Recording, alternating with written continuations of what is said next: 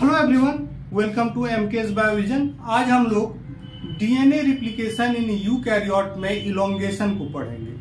Initiation हम लोग already पढ़ चुके हैं और ये हमारे वीडियो के डिस्क्रिप्शन में इसका लिंक दिया हुआ है। इलोंगेशन जो पार्ट है इसमें कई तरह के डीएनए पॉलीमरेज इन्वॉल्व होते हैं और जैसा कि हम लोगों ने देखा है पहले इनिशिएशन में कि इनिशिएशन में एक रिप्लिकॉन में दो रिप्लिकेशन फोर्क बनते हैं जो अपोजिट डायरेक्शन में मूव करते हैं और फाइनली जो ये फोर्क मर्ज कर जाते हैं एडजेसेंट फोर्क से और इस तरह से वो कंटिन्यूअस स्ट्रेच डीएनए का सिंथेसाइज होता है। तो यहाँ फिलहाल हम देख रहे हैं कि एक सिंगल फोर्क पर क्या क्या एक्टिविटीज होता है। ये सिंगल फोर्क है डीएनए का सिंगल फोर्क है। ये माइग्रेशन कर रहा है, लेफ्ट की तरफ माइग्रेट कर रहा है। फोर्क का माइग्रेशन का डायरेक्शन ये है। होता ये है कि डीएनए फोर्क का जो माइग्रेशन का डायरेक्शन है, डीएनए सिंथेसिस का डायरेक्शन भी वही होता है। एक्चुअली डीएनए का जब भी सिंथेसिस होता है तो ये 5 प्राइम 3 प्राइम होता है, लेकिन एक ये तो ठीक है कि ये फोर्क का माइग्रेशन है और लीडिंग स्ट्रैंड पर इसी डायरेक्शन में ये बढ़ रहा है, लेकिन इस पर तो ये उल्टा हो जाएगा। लैगिंग स्ट्रैंड पर ये दिशा बदल जाएगी। तो इसको सेम डायरेक्शन में करने के लिए, फोर्क माइग्रेशन के डायरेक्शन में इसको करने के लिए डीएनए का जो दूसरा स्ट्रैंड है वो फोल्ड कर जाता है। फोल्ड करने के बाद देखिए अब ये भी डीएनए का सिंथेसिस इधर हो रहा है। तो इसी तरह से डीएनए का सिंथेसिस, क्योंकि एंजाइम कॉम्प्लेक्स जो डीएनए सिंथेसिस के लिए रिस्पॉन्सिबल है इस पर्टिकुलर एरिया में लोकेटेड रहते हैं, तो इसीलिए ये डीएनए फोल्ड कर जाता है ताकि लीडिंग स्ट्रैंड और लैगिंग स्ट्रैंड दोनों पर डीएनए का सिंथेसिस चलता रहे।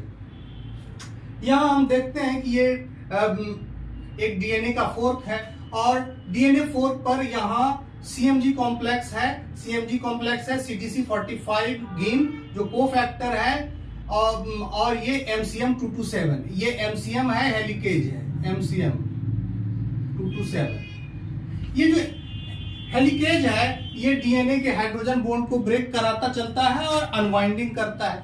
अनवाइंडिंग करेगा तो ये मूव करेगा। मूव करने से क्या होता है कि आगे की तरफ जो ट्विस्ट है, रिद है, वो बढ़ता है।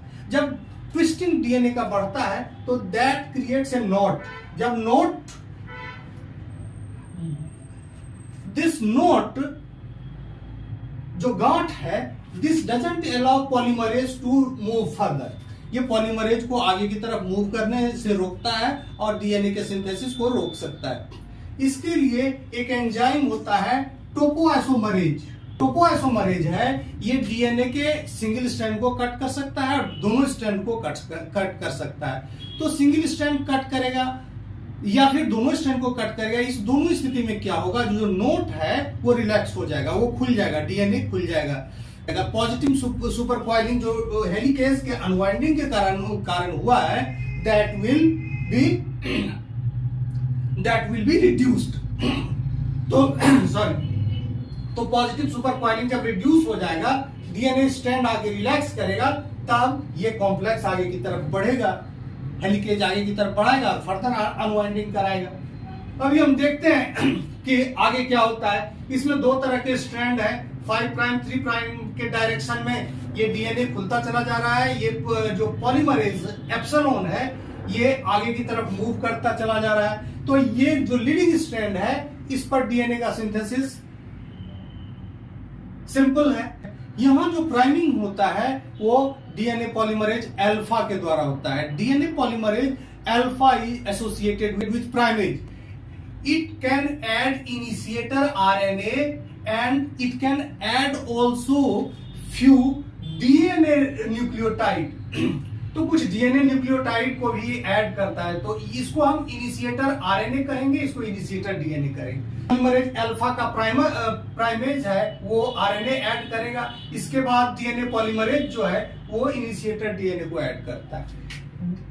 इसके बाद डीएनए पॉलीमरेज एप्सिलॉन है, इसको फर्दर इसके 3 प्राइम एंड को एक्सटेंड करेगा, ये आगे की तरफ जा रहा है। तो ये एप्सिलॉन है, it is a multi polypeptide complex तो ये जो है since due to their molecular weight it can leave the strand, ये डीएनए स्ट्रैंड को छोड़ सकता है। तो इसको फर्मली डीएनए स्ट्रैंड से अटैच रखने के लिए रिंग कॉम्प्लेक्स है that is called proliferating cell nuclear antigen PCNA।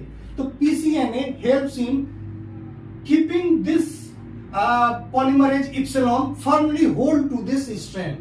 Lagging strand पर हम देखते हैं कि लैगिंग स्ट्रैंड ये है, थोड़ा सा लैगिंग स्ट्रैंड पर जो डीएनए सिंथेसिस है जैसा कि नाम से ही है लैग बिहाइंड रहता है, यानी कि पहले लीडिंग स्ट्रैंड आगे रहता है और लैगिंग स्ट्रैंड इसके पीछे पीछे इसमें डीएनए सिंथेसिस होता है। तो देखिए ये तो बिल्कुल हेलिकेज से सटा हुआ है ये एंजाइम डीएनए पॉलीमरेज एप्सिलॉन, लेकिन ये काफी दूर है। ये देखते हैं इस तरह से फोल्ड कर गया है डीएनए फोल्ड कर गया है। अब इस जगह पर single cell binding protein that is called replication protein A, ये जो प्रोटीन है ये डीएनए को के री एनिलिंग को रोकता है।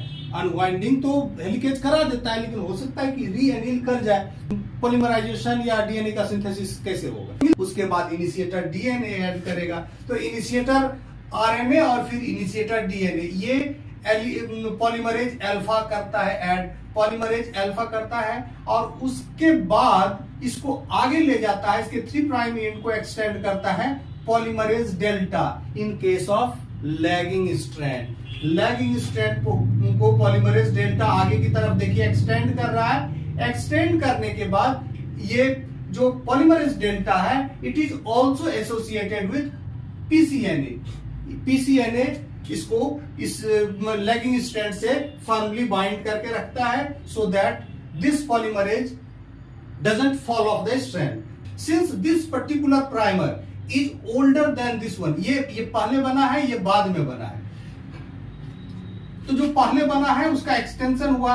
अब ये पॉलीमरेज डेल्टा यहां एक्सटेंड करेगा, डेल्टा आगे नहीं मूव कर पाएगा क्योंकि इसके आगे कोई स्मॉल स्ट्रेच ऑफ डीएनए बन चुका है। तो पहले वाले स्ट्रैंड्स को एक्सटेंड करेगा, ये अल्फा के काम को टेक ओवर करेगा और यहां आके ये पॉलीमरेज यहां आके लग जाएगा, अल्फा हट जाएगा और यहां पॉलीमरेज आके लग जाएगा। This process is called polymerase switching.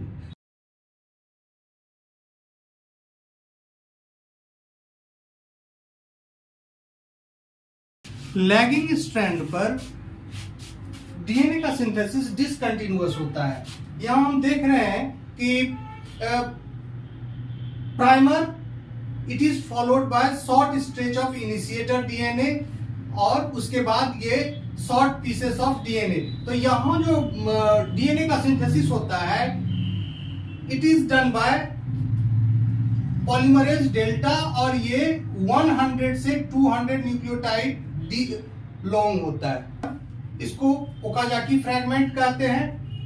Initiator DNA जो अल्फा पॉलीमरेज के द्वारा सिंथेसाइज होता है वो 20 to 30 न्यूक्लियोटाइड लॉन्ग होता है, जबकि आरएनए जो primase activity of alpha polymerase के कारण बनता है उसकी लंबाई 8 to 12 न्यूक्लियोटाइड लॉन्ग होती है। तो ये आरएनए है, ये इनिशिएटर डीएनए है और ये ओकाजाकी फ्रैगमेंट है।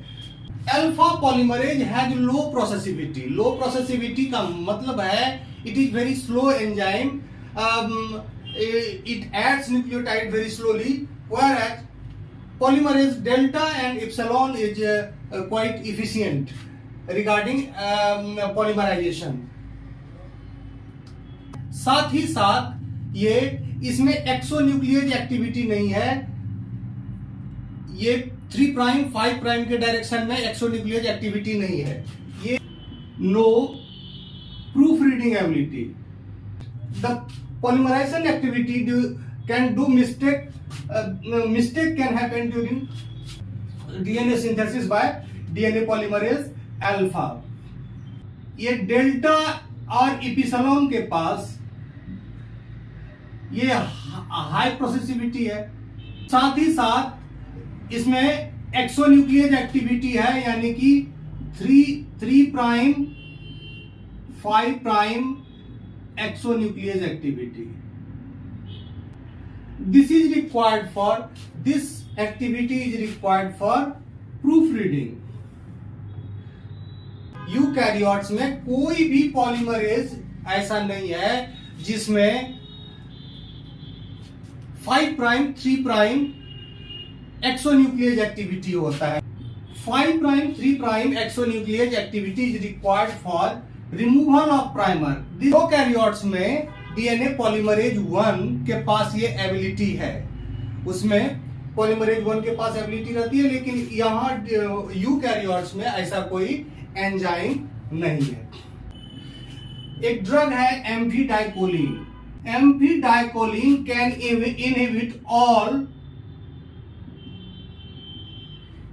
Inhibit all nuclear DNA polymerase. ये सभी न्यूक्लियर डीएनए पॉलीमरेज को इनहिबिट कर सकता है। इप्सिलॉन, अल्फा, डेल्टा सभी को इनहिबिट कर सकता है, but it cannot inhibit mitochondrial polymerase gamma को ये इनहिबिट नहीं करता है। This particular drug is utilized for checking the proliferation of cell, क्योंकि जब सेल डीएनए का सिंथेसिस होता है उसी से सेल डिवीजन भी जुड़ा हुआ है, तो चूंकि सेल्स ये डीएनए सिंथेसिस को ये इनहिबिट करता है तो सेल प्रोलिफरेशन को भी ये चेक करता है। तो यूकैरियोट का कोई भी डीएनए पॉलीमरेज प्राइमर रिमूवल नहीं कर सकता है।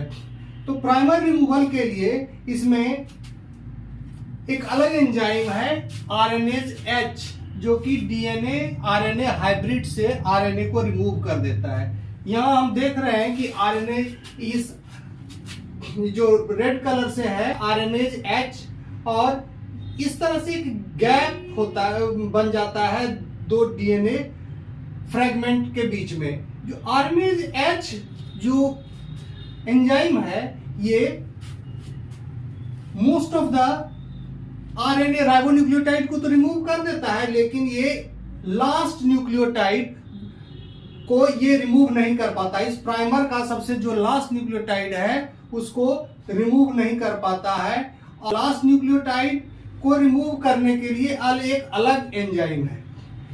RNase H cannot remove the last ribonucleotide from this DNA fragment. It is removed by another enzyme flap endonuclease, जिसको हम FEN1 के नाम से जानते हैं। FEN1 क्या करता है कि लास्ट राइबोन्यूक्लियोटाइड और फर्स्ट डी राइबोन्यूक्लियोटाइड इसको रिमूव करता है। यहाँ ग्रीन कलर से ग्रीन कलर से फर्स्ट डी ऑक्सी राइबोन्यूक्लियोटाइड और रेड कलर से राइबोन्यूक्लियोटाइड। तो ये दो न्यूक्लियोटाइड, एक राइबोन्यूक्लियोटाइड है और एक डी ऑक्सी राइबोन्यूक्लियोटाइड है। इसको रिमूव करने के लिए एक अलग एंजाइम है दैट इज कॉल्ड फ्लैप इंडोन्यूक्लिएज, यानी कि फैन।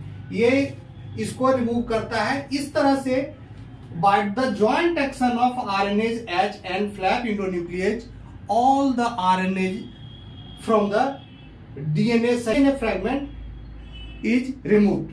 अब इसको रिमूव करने के बाद there is a gap between two DNA fragments. अब इसको DNA polymerase डेल्टा इस गैप को फिल कर देता है, और फाइनली क्या होता है कि कोई इस डीएनए टेम्पलेट पर सभी न्यूक्लियोटाइड जो है कॉम्प्लीमेंट्री न्यूक्लियोटाइड इस पर बन गए हैं, लेकिन एक फॉस्फोडाइस्टर बॉन्ड केवल इस जगह नहीं बन पाया है, जिसको हम निक कहते हैं। Nick between the fragment is sealed by DNA ligase with the help of ATP.